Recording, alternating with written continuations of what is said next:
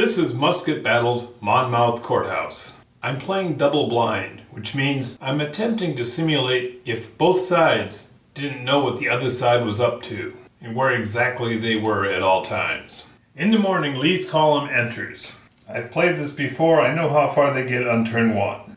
At this point, they're still in the woods and not visible to the British. The British don't move. Now I've measured this and they can get to about here. This is where they want to get, between these 2 points in the woods. For the moment, I'm turning the bags off on a side road. Now on turn 2, the British chit was drawn first and then the colonial chit. So now the colonials have moved and the British cannot react because they've already been drawn. Now it is turn 3. The British are drawn first. Cornwallis rides up to direct the traffic as the troops arrive. Now the British Dragoons can't attack in the woods, but they can certainly have a look. They come close enough and see Maxwell's light troops. Matthews forms up his column and rushes the Dragoons. The colonial artillery opens up on the British troops on the hill, driving the forward troops back. With that, Lee has his troops attack. Combat on turn 3. While Dragoons facing infantry can simply ride off, and they do. Here on the hill, the colonial army attacks Matthews, the elite home guard.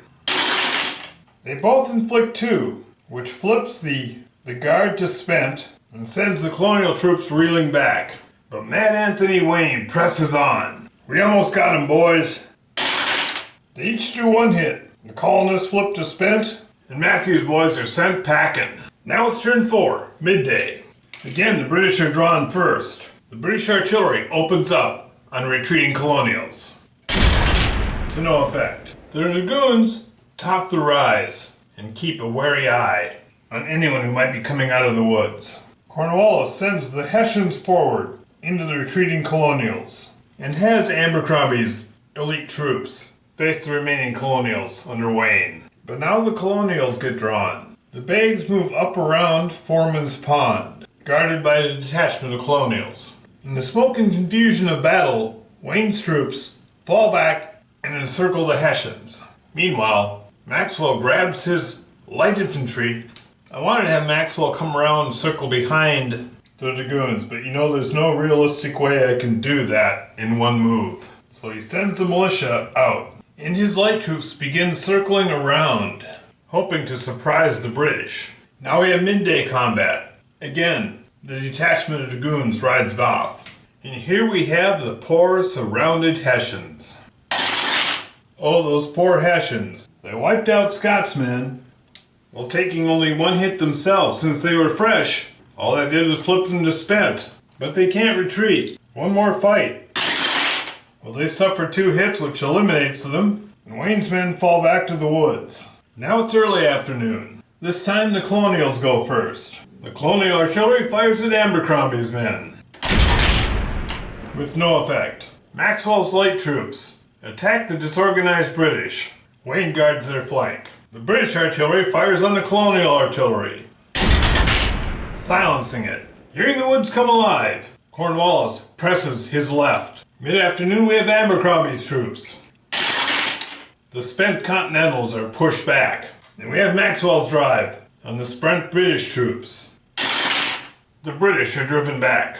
And now it's late afternoon. Again, the colonials go first. Wayne attempts to reassert dominance and pushes back at Abercrombie's troops. But his men are exhausted. Will it work? Will it be enough? Dickinson's militia continues to guard the hill. Washington arrives. He unpacks bags, covers his artillery with the detachment, and recovers the artillery. The British artillery continues to fire on the position. The detachment falls back for cover. Cornwallis can't believe his troops' behavior and sends them back in. How tough can these silly rebels be? Wayne's drive on Abercrombie. Another colonial lost. Cornwallis's drive on Maxwell's troops. Maxwell's troops fall back. It's early evening and now the British troops press forward. Abercrombie's fresh men drive on Maxwell's exhausted men, flanked by the British. And again the artillery opens up. This time it's exposed artillery. The artillery is thrown into confusion. Now the colonials, the artillery recovers. Maxwell's troops hold. Early evening combat. on the colonial left.